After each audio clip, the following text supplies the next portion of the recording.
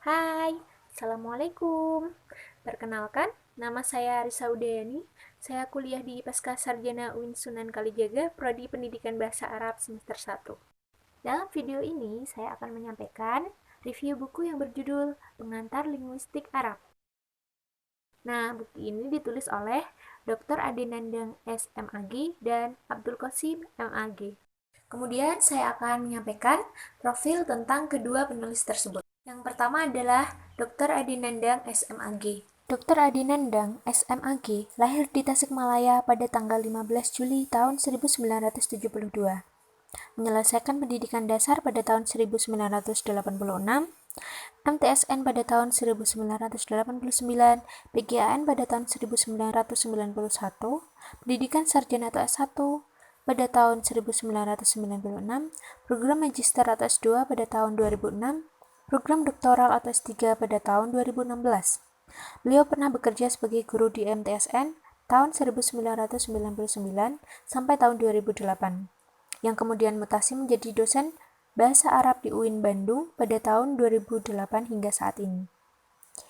Beliau tercatat sebagai dosen Fakultas Tarbiyah dan Keguruan Universitas Islam Negeri Sunan Gunung Jati Bandung dan beberapa sekolah tinggi agama Islam atau STAI. Kemudian, penulis kedua, Abdul Qasim M.Ag. Abdul Qasim M.Ag lahir di Garut pada tanggal 19 Februari 1987. Menyelesaikan pendidikan dasar pada tahun 2000, MTS pada tahun 2003, MA pada tahun 2006, pendidikan sarjana atau S1 pada tahun 2010, program magister atau S2 pada tahun 2012.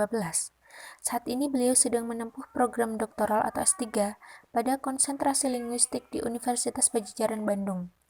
Selain itu, beliau aktif sebagai staf akademik dan dosen luar biasa pada Prodi Pendidikan Bahasa Arab Fakultas Tarbiyah dan Keguruan UIN Sunan Gunung Jati Bandung. Sebagai dosen Bahasa Arab di STAI Dr. Has Mutakin Purwakarta dan sebagai pengurus pesantren bahasa atau Al-Ma'had Al-Lugawi Prodi Pendidikan Bahasa Arab Fakultas Tarbiyah dan Keguruan UIN Sunan Gunung Jati Bandung. Kajian kebahasaan selalu mengalami perkembangan, karena pada hakikatnya, bahasa adalah bagian dari kehidupan manusia yang selalu berkembang. Buku ini memberikan gambaran awal bagi para mahasiswa dan pembaca secara umum mengenai kajian internal bahasa Arab yang meliputi morfologi, fonologi, sintaksis, dan semantik dalam perspektif linguistik deskriptif. Di dalam buku ini terdapat 7 subbab pembahasan. Bab pertama membahas tentang pengertian, objek kajian, kegunaan, dan juga perkembangan linguistik. Bab kedua membahas tentang cabang-cabang linguistik.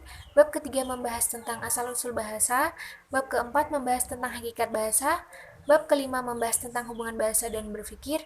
Bab keenam membahas tentang internal bahasa. Dan bab terakhir membahas tentang teori-teori dalam linguistik dan pendekatan pembelajaran bahasa. Bab pertama mempelajari tentang pengertian, objek kajian, dan juga perkembangan linguistik.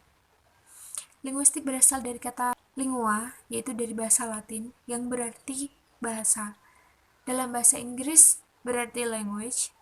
Dalam bahasa Indonesia, linguistik adalah sebuah cabang ilmu, dan kemudian dalam bahasa Arab disebut dengan ilmu lughah.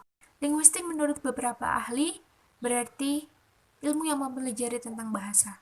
Bahasa menurut Mazin Wa'ar yaitu mencakup bunyi-bunyi, susunan gramatika, kemudian ada mufradat dan maknanya, dan kemudian ada hubungan antara bahasa dan kehidupan manusia. Menurut Wahid Wafi, asal mula bahasa adalah bentuk-bentuk, yang kemudian dari bentuk-bentuk itu muncullah ungkapan-ungkapan, kemudian lahirlah bunyi-bunyi yang memiliki makna, kemudian adanya ketetapan manusia dalam berbahasa, dan adanya teori-teori kebahasaan.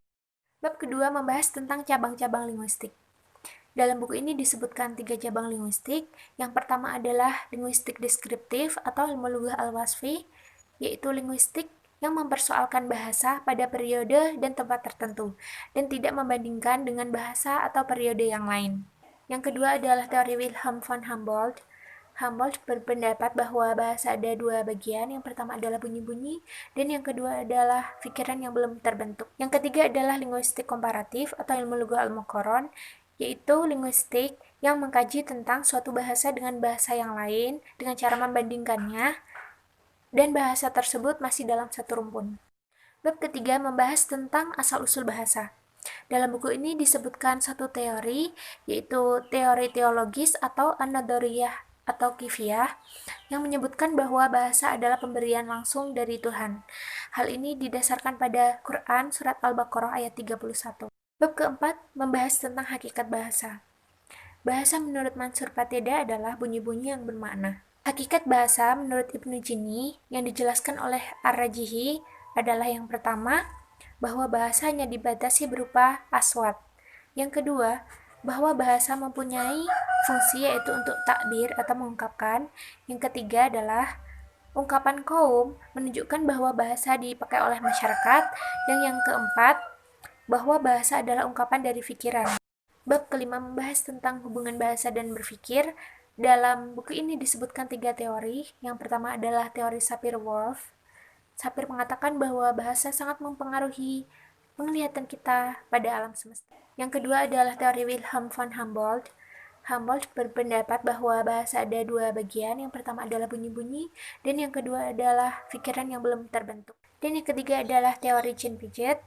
Menurutnya, pikiranlah yang membentuk suatu bahasa. Tanpa pikiran, bahasa tidak akan ada. Bab keenam membahas tentang internal bahasa, yang di sini disebutkan hanya fonologi. Fonologi adalah ilmu yang mempelajari tentang bunyi-bunyi bahasa.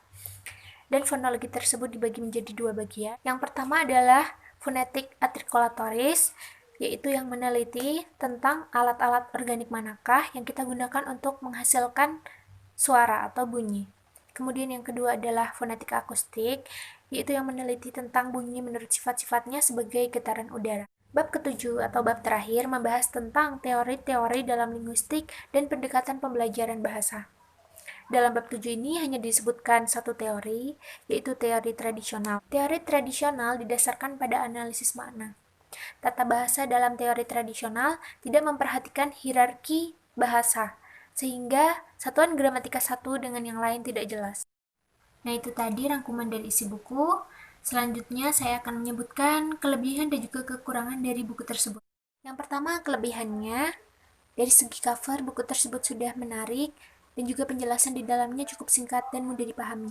Yang kedua, dari segi kekurangan, yang pertama, latar belakang atau pendahuluan kurang jelas. Kemudian, penjelasan dari setiap pembahasan kurang detail. Kemudian, poin-poin pembahasan di setiap bab tidak sesuai dengan yang ada di daftar isi, dan ada beberapa penjelasan yang terpaut. Untuk sarannya, agar pendahuluan dan juga latar belakang dalam buku dituliskan secara jelas, kemudian pembahasannya lebih rinci dan poin-poinnya juga, kemudian apa yang ada di daftar isi harus ada dalam buku juga. Cukup sekian review buku dari saya, banyak kurangnya mohon maaf.